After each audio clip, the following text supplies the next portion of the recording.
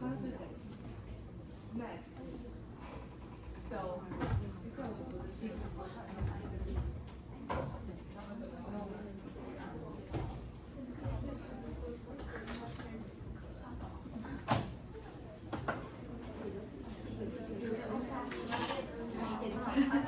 太突然了，我要找回去。那天晚上关机。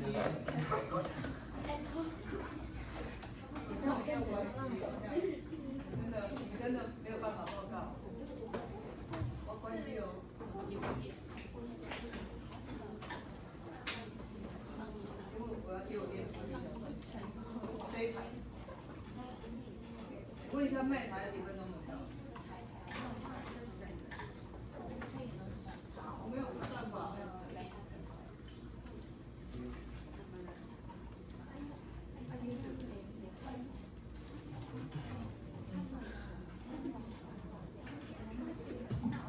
Today we have the agenda of today. We will finish chapter 2, and also we have a case to present and presented by Group 1.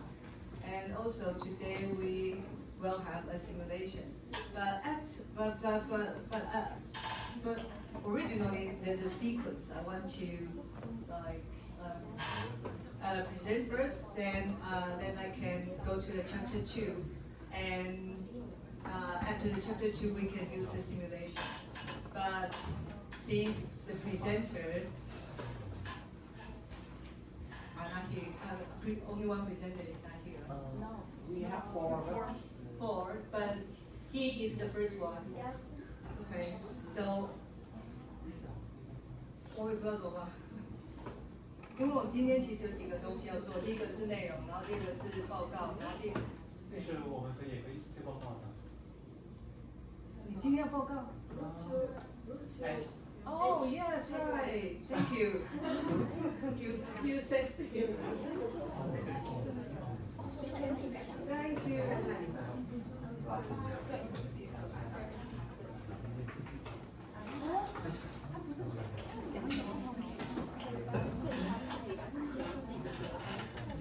你们要报告。Sorry, today we have two presenters. So your first one. Thank you so much. Forgot you need to present. 小组一个。有时候有小 camera。一个是老师给我的，一个是我们自己的。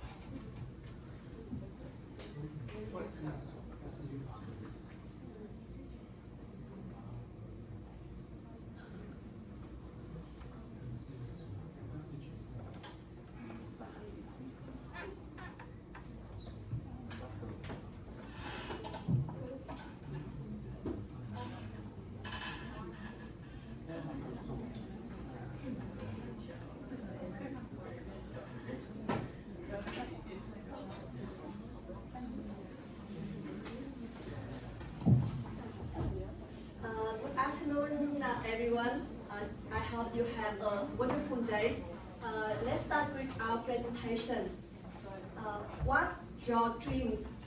If someone can ask you this question, what your answers? You want to go to travel to many places, to become a millionaire, to have a good job, or happiness? You want to do many things, but if you don't have health, you cannot anything. You need to be healthy to follow and and fulfill your dreams. But unfortunately, if you suffer from some chronic condition like diabetes, heart disease, or hypertension, you need to go to hospital regularly, but you live far away with hospitals, or you lack money, and you need a solution. And today, we will introduce to you an innovative approach, the combination between Gen AI and telemedicine. The technology could save millions of lives. And let's dive into the definition of Gen AI and telemedicine. And we will understand how the technology can address some of the most important and significant technology and healthcare challenges today. Please welcome.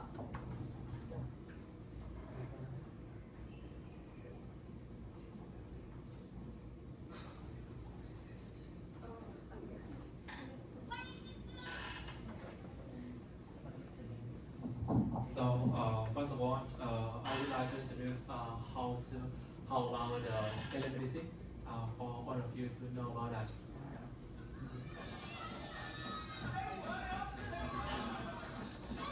Everything seems to be connected these days. Just think, 10 years ago, smartphones didn't exist, and while a select few had GPS, most of us had to use paper maps when taking a trip. Every day, the number of internet users increase, and everyone is more connected. Did you know that you can even connect to a doctor using technology? Telemedicine is a tool that allows patients to connect to physicians securely through the internet. Many different communities can benefit from the use of telemedicine, especially people living in medically underserved areas. Telemedicine provides accessibility to primary care and specialty doctors that may have been out of reach before. For example, meet Jackie, a young girl who lives in a rural area without a pediatrician.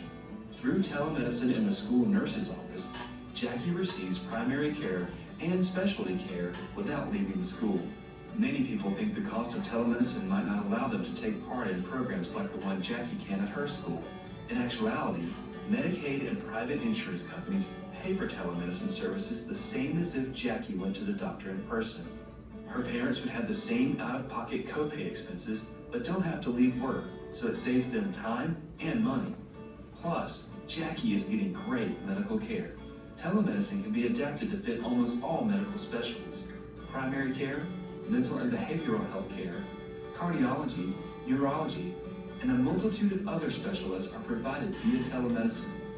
Schools, doctors' offices, urgent care facilities, hospitals, public health departments, and skilled nursing facilities are all starting to offer it.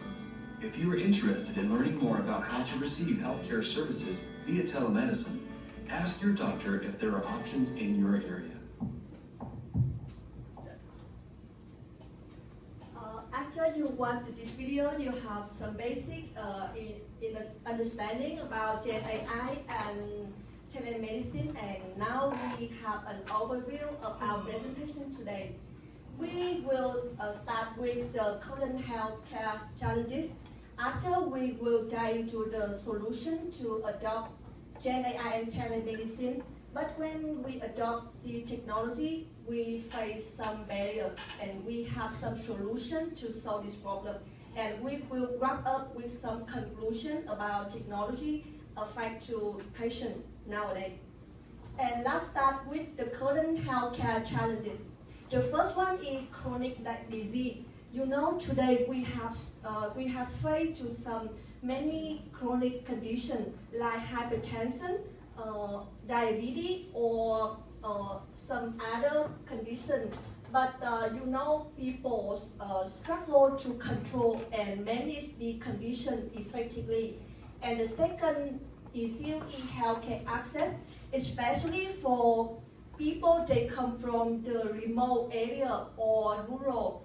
They live far away the hospital, the clinic, and specialist, and the lack of this the treatment and affect negatively to for them to have and get the care timely. And the third is cost. You know, for the poor person or the people come from the rural, they think that cost is very big, and cost affect to them, and this is especially for people who have financial condition or financial barriers, and this will be affect negatively for them to access to the healthcare system. But the good news is Gen AI and telemedicine together can fix this problem. And in the next step, we will explain some of the technology can help the patient. The first one is the Gen AI. Gen AI can access and analyze the big data. When they analyze the data, they can understand about the symptom and some of the condition of patient. And after this, they can have the patient can monitor chronic condition like blood sugar or heart disease level. And after this, they can manage their condition every day. And the last one, Gen AI can provide clinical advice based on the data from the AI. It can be some of treatment, and maybe they can create a suitable plan for patients for them to take care of their health. Then we will move to the telemedicine. The first one, telemedicine can break down the geographic barriers. I mentioned before about the people from the rural and the remote area. They live far away the clinic, the hospital, and specialists. And if they can use telemedicine, they can access to the healthcare, no longer to travel to long distance to see the doctors, and they will save the time and the money. And the second part is telemedicine can provide timely access to doctors. When the doctor sees it, they can make a plan for diagnosis, for treatment for patients. But not only remove geographic barriers and provide timely access to doctors, telemedicine can help the patient save time, save money, and reducing the need for in-person visits. And after we analyze each of technology, we will combine together. And the next step, we will dive into this and welcome our next speaker. Thank you. As my team may present, Gen AI and telemedicine, they have the individual powerful tools. But how about when they can combine that? So when they combine, together they create seamless and efficient healthcare system. So Gen AI can continuously monitor a patient's health, flagging any potential issues before they come. Yeah, and for the telemedicine, the system can detect the problem, and that requirement immediate attention, and the clinician can come to have some solution for the patient. Yeah. But when we need to apply this technology into life, so they have some barriers. Like the first thing is the current fee for the service model. So currently the hospital pay for the healthcare provider based on the volume, not for the prevention. So as the result, the doctor will fear their income will lose because fewer patients come to the visit. And especially in the COVID-19, many hospitals, they use the reimbursement policy for patient, but because the COVID and because after COVID-19 pandemic, So many ones they don't use and they limit the telemedicine use. Yeah, to address this barrier, so we suggest some solution like that for the hospital. So the hospital should reward the doctor and healthcare system for keeping the patient healthy, preventing chronic disease and complication, and reducing unnecessary or room visits. And one of the problem the patient is facing is the cost, right? And the cost for the hospital is quite high. So we suggest we can use the capitation model. So the patient just would pay for annual fee. Yeah. And the provider are incentive to manage care efficiently, ensuring that patients do not require expensive intervention due to the preventable condition. So yeah, and in summary, the hospital and the provider can more focus on prevention, less on the treated complications. Yeah. And the last part is conclusion. So the first, chronic disease management and specialist assisted innovation, and the hospital can use train AI and telemedicine to provide powerful scalable solution. And the last one, we need to have a new payment model. Payment reform is crucial to the widespread adoption. Yeah, and that's it for our paper. So yeah, hope to thank you for all your listening. Thank you. From which magazine? From what? Fox. Fox. Yeah. Fox is the TV. No, it's paper. How to spell? F-O-R-B-E. FORBE. Yeah. Forbes. Forbes. Forbes. Yeah. So good one. Are you ready to present? No? No? Still no? So,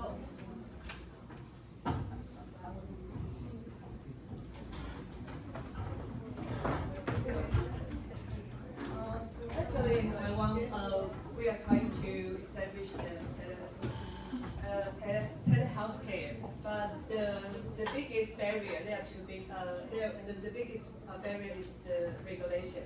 So today Taiwan, because one of my relatives is a doctor, and I asked him last summer, and he told me that today only certain disease can use the virtual consultant. Only is limited to certain disease, and also another requirement, another rule is the patient needs to see the doctor first, at least once, and so the virtual, the telehealth care is only for following up monitor. So yeah, in Taiwan, because Taiwan is quite small, so that we don't need this kind of service. So it's very easy to see a doctor in Taiwan. So then, where is your?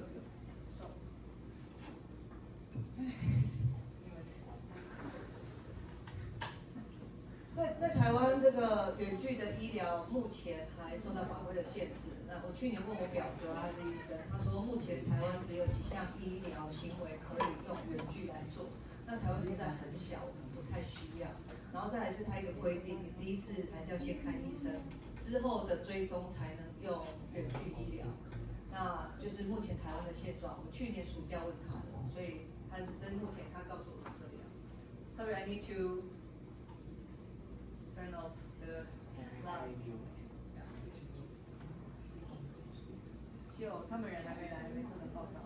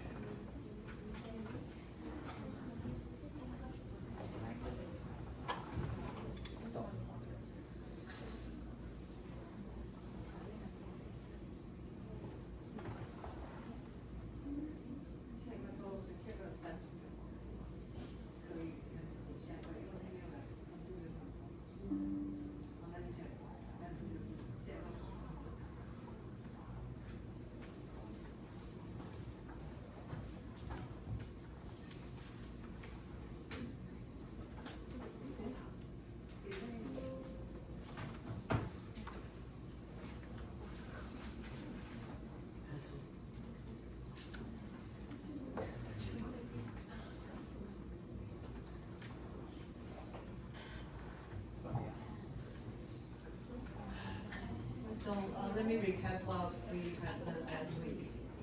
Last week we did chapter 2, chapter 3. The most last week we start from the S curve. I mentioned that is one of the top topic in the technology management, and so S curve, we have mentioned there are two types of S curve. The first type of S curve is on the perspective of the firm. So the subject of this slide is the firm.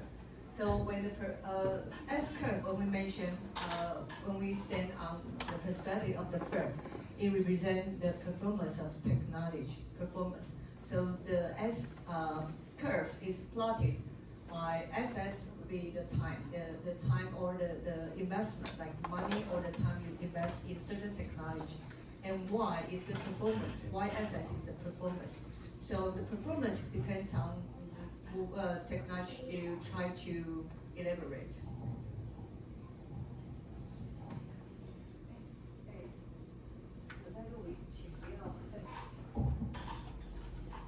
And YSS is the performance, so it depends on the technology. So sometimes it would like the speed or the power or the capacity. And so S curve we typically divide into three different stages. The first stage is stage 1. Stage 1 it increased slowly because of the engineers or the scientists of the firm, they are not familiar with the certain technology. And the stage 2 it accelerate the performance of the technology accelerate very fast because the engineers they start to understand the certain technology. And finally, the stage 3 it diminish because there is no space to improve the technology. And finally, we have mentioned that most of the technology will reach its limitation, physical limitation or chemistry limitation. So then you will see the S curve flatten. So that's the S curve for when we try to use the firm perspective to describe it. And today we will use another perspective, and you will see this S curve is quite similar, like the performance of the technology improvement. But the YSS has changed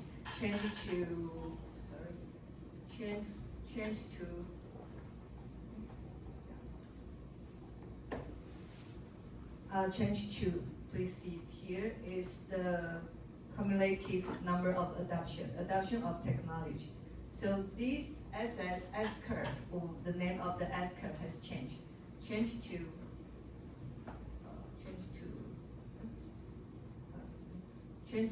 technology diffusion, or we say adoption. So here, X asset is still like time, but Y has changed to cumulate number of adoption. So that means we calculate the number of the user who adopt this technology. And the same, the S curve can be divided into 3 stages. The first stage, it increased slowly because the customer, they are not familiar with certain technology. So the cumulative number increased slowly. But at the stage 2, the number of the user increased very fast because more customer, they understand, they have better understand certain technology. So more customer are willing to adopt certain technology. So that's the stage 2. And the stage 3, because the market is saturated, so no space for more users. So today, the simulation, we will use this concept to play the simulation. And next week, I mentioned that for particle use, we like to divide the S curve into these 5 different categories, not use 3 different stages, because these 5 different categories of user, they have their characteristic. they have their attitude or they have their behavior. So for the firm, we can leverage their characteristic to promote our products. So for practical use, we divide the cumulative adapter into 5 different categories. So this means 5 different types of user. So the first type here is innovator, only 2.5% of the whole market. And the second category is early adopter, 30.5%. And here is early majority, 34%. So totally here is around 50%, half of the market. Half of the market. And then this is that majority, 34%, 60% laggards. So innovators meaning the first person who utilize the technology in the market, and laggards is the latest is the person who are not willing to use technology until they face some pressure, or maybe they they face some pressure. So these 5 different categories of adapter represent different purchasing behavior. So that's why for practical parts we prefer to use these 5 categories. And so Everett Roger tried to use this figure to represent these 5 different categories. So today we start from here, and I want to introduce each different types of the customer, their behavior, their characteristic. So the first type here, only 2.5% innovator. You can think is the person. You know the space trip, right? Yeah, it's a very expensive trip in a space, like the Blue Original or the SpaceX. They provide this type of the service, space trip. So today, maybe there are around 1,000 people around the world. They purchase the space trip ticket. The price is around 5 million US dollar, 5 million to 50 million US dollar a ticket. Round, of course, this is a round trip. So we can consider this type, these groups of the customer, they are innovator. 上次我们把这个 S curve 现在变成了，就是从顾客的角度来看这个 S curve。那 S 轴也一样是时间 ，Y 轴变成了采用的人数，那不太一样，跟这个就是技术采。前面这个是。就是 S curve 它可以分成2个，一个是技术的采用，然后另外一个是那个技术的采用，另外一个是技术的扩展。这是技术的采用，这是技术的采用，这要看清楚，这是技术的采用。然后技术的采用，那我们今天讲这个是技术的抱歉，这个是技术的 performance， 技术的表现，技术的改善，抱歉。然后呢，这个是技术的采用，所以我左下角会有一个图。有人的那个就是从客户的角度，从消费者的角度，所以这是技术的采用。那一样都是 S curve， 它也是分3个阶段。一开始很慢，原因是因为大家都不熟，然后渐渐的越来越快，采用的速度越来越快，因为大家都熟了。那最后是因为市场已经饱和，所以才会慢慢又变缓，变到第3阶段。但在实务上，我不喜欢用这个 S curve， 在实务上，我们喜欢把这个 S curve 拆成5种不同的类型的消费者。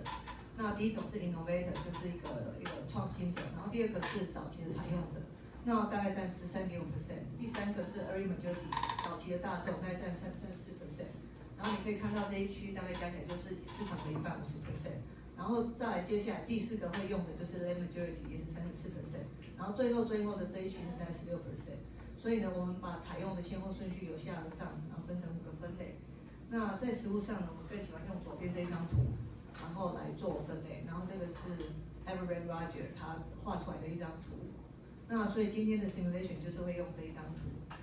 那在我一个一个解释这几个不同类型客户他的使用用者他的态度，因为这个态度它会影响到你企业的销售的策略。那首先第一个innovator 这个占了2.5%，那你可以想象就是这个太空旅行，目前有太空旅行，那全球大概1000人买了这张机票，然后有4、5家公司都有卖这个机票，比如说 SpaceX， 比如说那个 Amazon 的。Amazon 的 Original Blue 他们都有卖，然后一张大概500万到5000万美金一张票。那这一群人1000个人，大概有1000个人，你可以看到是一个当做他就是一个 innovator， 大概是这种感觉。So the definition of the innovator you can see here they are adventurous, and of course, yeah. If I give you a ticket, free ticket to take this trip, would you want to accept this trip? Free ticket. Yes, please raise your hand. Really? Okay. Really? Free ticket, okay. Okay, I'm not innovator. So, 我说如果有一张免费的机票让你上太空，你要去吗？然后还蛮多人举手的。So they are extremely adventurous, 就还蛮冒险 in their purchasing behavior, comfortable with high degree of complexity and uncertainty risk, and generally they have money. They have access to substantial financial resources because technology when at the early stage is always expensive. So this type of the customer, they have money to purchase expensive technology, and they are not always well integrated into a particular social system, but they bring new idea to the global system. So you can think that this type of person they are rich, so they want to use something new. So that's an innovator. And the second type, early adopter, 3.5% are respective and well integrated number of their social system, meaning that they have more knowledge to integrate the new technology, combine the new technology with other technology. So they have greatest potential for opinion leaderships. So after they use certain technology, they will give their opinion. So early adopters are often excellent missionaries for new product or process. So this type of person like influencer. So you will see. I'm not, because I'm not the type of early adopter. I'm the third type. So before I purchase any new things or service, I will see the influencers video to check, to see their opinion, to see how the products, how the new technology work. So you can take this type of the users. They are kind of lead opinion. KOL, key opinion leaders. KOL, sorry, KOL. 第二种，这种人他跟第一种不一样。第一种你可以看他是有钱又任性的这种，所以他们就是有钱，反正就是乱买。那第二种人呢，他们比较特别，他们会去跟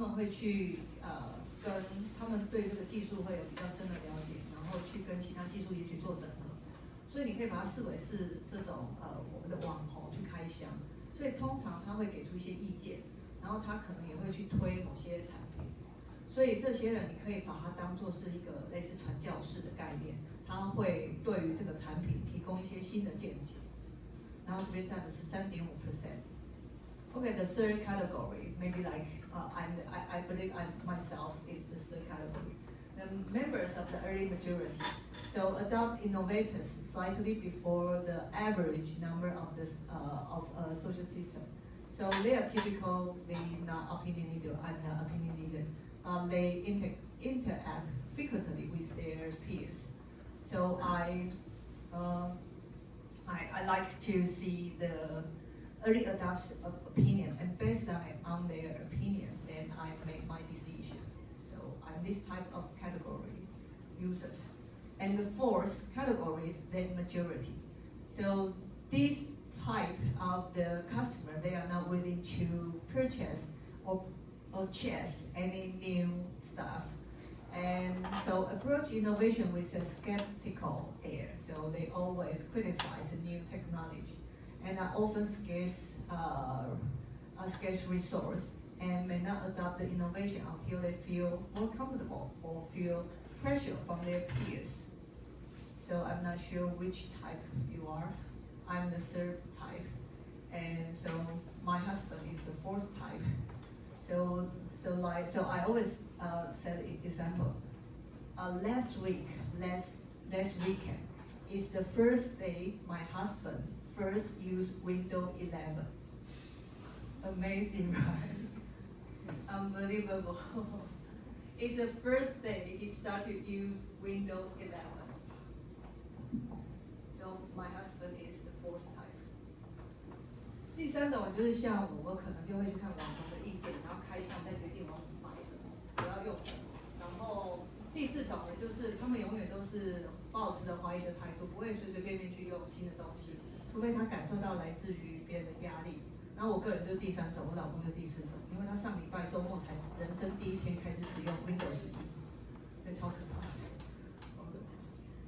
So the final one, laggards, 60%, is maybe like my mom or my father. They base on their decision primarily upon their past experience, rather than influenced from the social network. So they possess almost no opinion leaderships. So these 5 different types of the users would be our simulations target. So, okay. So, here is the last slide in our textbook about the technology diffusion or technology adoption.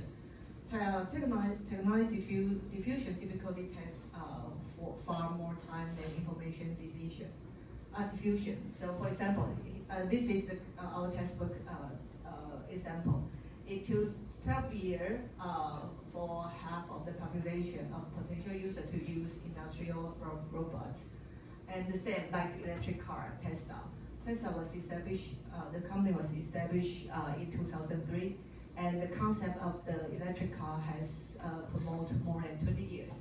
But today, the number, so guess the number, percentage of the electric car user today around the world is less than 60%. So less than 60% meaning what? So that means these 3 groups of the users still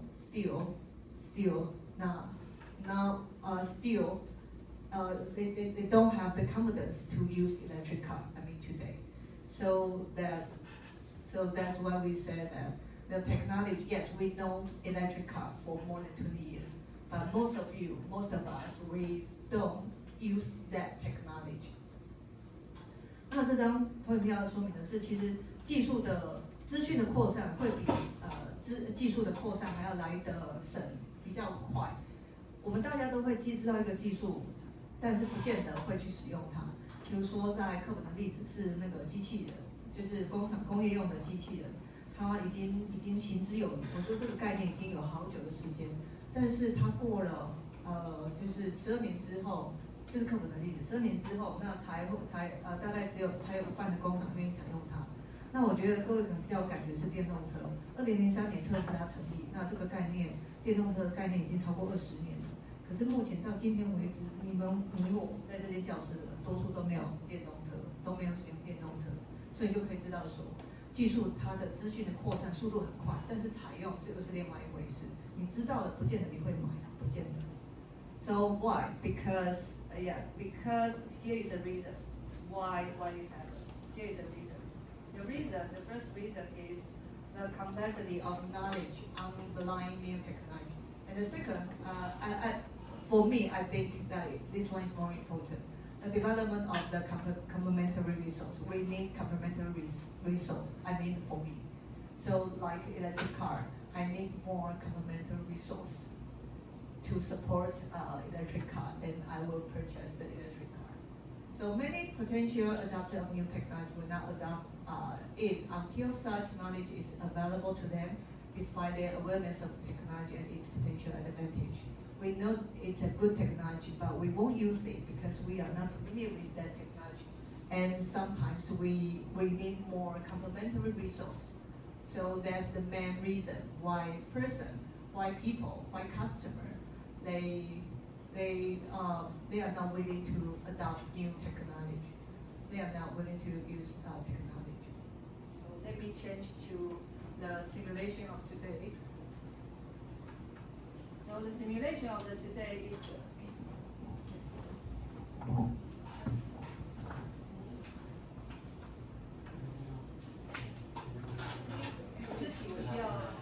not yet, wait. 帮我翻译一下。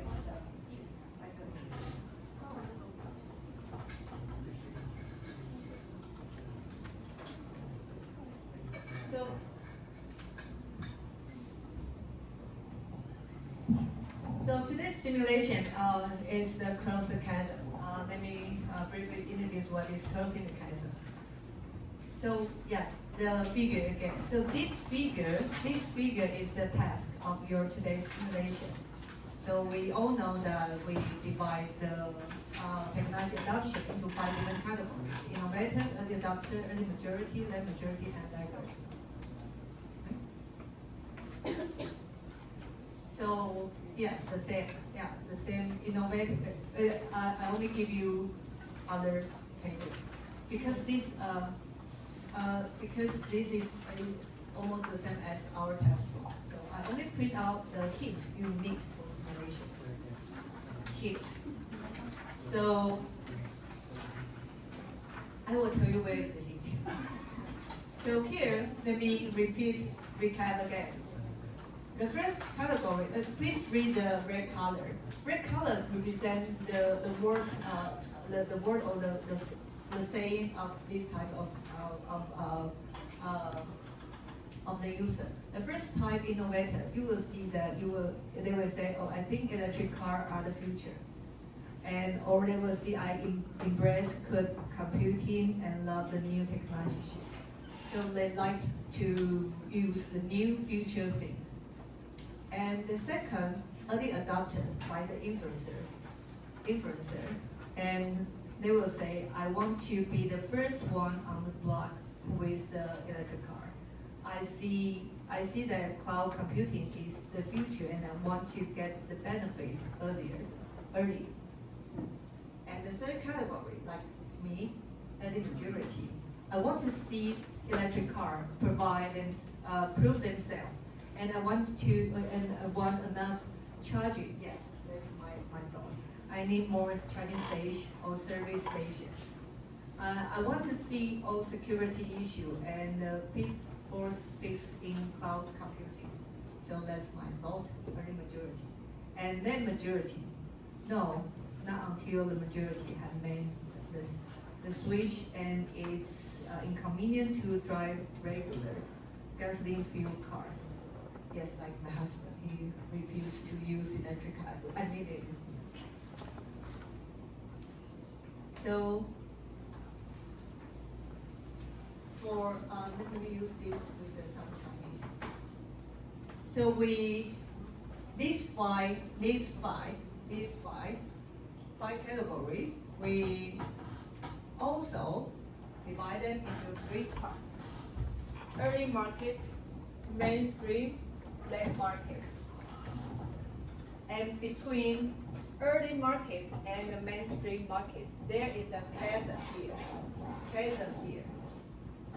So a lot of researchers try to figure out what happened for the reason of the technology adoption. Why technology is that difficult to become popular. So they found that, the researchers found that there is a chasm here. It's very hard to close the chasm. It's around 60%. So meaning that if you want your product become popular, you have to overcome that chasm. So today, electric car is still under 60%. I mean the worldwide percentage of adopters。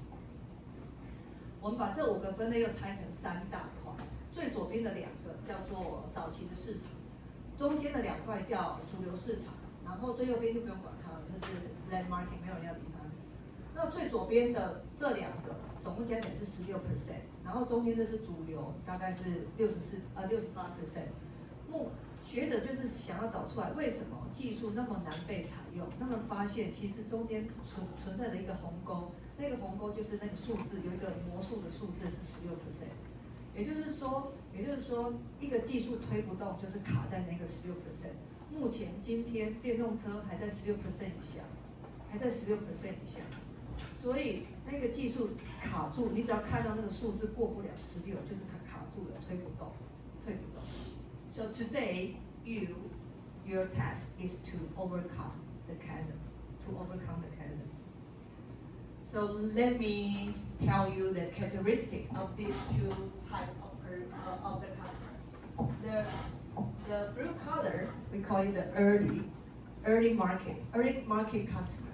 They are visionaries, so they like to take the risk.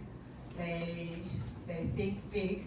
They have money, they want to stand out, they are motivated by the future opportunity, they want to revolution, radical innovation. But for pragmatists, they manage the risk, they only have reasonable budget, they want to adopt in the herd, now want to be outstanding, now want to be stand out. So you can compare these 2 different. I remember it's here, the second slide. So they consult colleagues and peers. They're motivated by present problems, want evolutionary products. So they like incremental innovation, evolutionary product. They don't like revolution product. So you are in a chasm when the visionary market is saturated, but the mainstream market is not yet ready to buy. And the visionaries are willing to take the risk, they work around the product or to customize. Pragmatists are risk adverse. They want a complete customized solution before buying. So here is a hint of these 2 types of the person. So remember the characteristics of these 2 types of customer. 这边就是等一下，因为你们等一下会遇到一个技术的采用扩散，然后呢，你要慢慢从左边推到右边，推到红色主流市场。可是这2群人他们的要的东西不一样。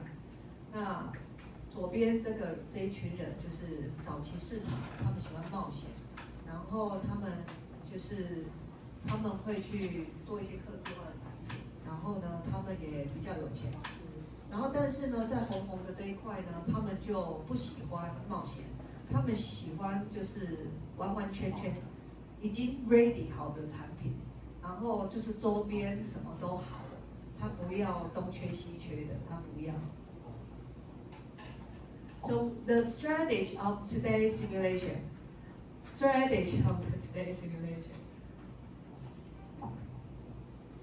Here, sorry, here. This. So the chasm present.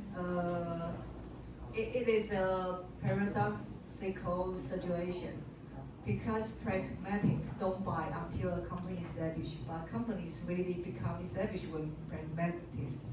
Pragmatists 就是实用主义者 ，pragmatists buy. Pragmatists don't trust in visionaries, and the only reference group the company has at this point is only visionaries, right? So that's a paradoxical situation. So the market stalled, revenue declined, firm lost money, and venture capitalism lost their patience. So the chasm is a graveyard for many high-tech companies and products in many fields. So here are some examples here. So here is a strategy. Remember the math. Read it through and through again. Read the math. So we analyze as a D-Day of the World War II. Allied invasion of Normandy during World War II. So how to cross the chasm? Step 1, select a point of attack. Step 2, attack with overwhelming force. Step 3, move outward from the point of attack to other target and capture the center. So that's the hint of today's simulation. 3 steps. Select a point of attack. Attack with an overwhelming force. The third step, move outward from the point you choose, of the point of attack you choose to other target and capture the center. 这也是今天的做法的 hint 暗示。我们就是类比诺曼底登陆去做这个如何去跨过这个鸿沟。第一步选择一个地方去攻击，第二步就是把你所有的力量资源全部都投进去，然后等一定有一个成果之后，再从你选择攻击的地方再慢慢往周遭去扩展。好，这是今天的 hint， 听懂了吗？听懂了 ？Understand? Understand. You should say understood. Okay, so if you are ready, we can start the simulation.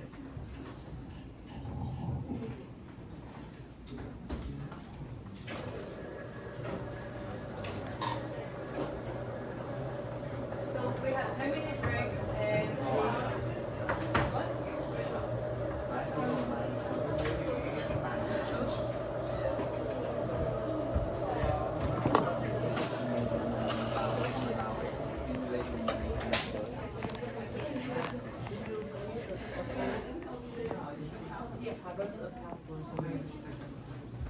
Let's donate to the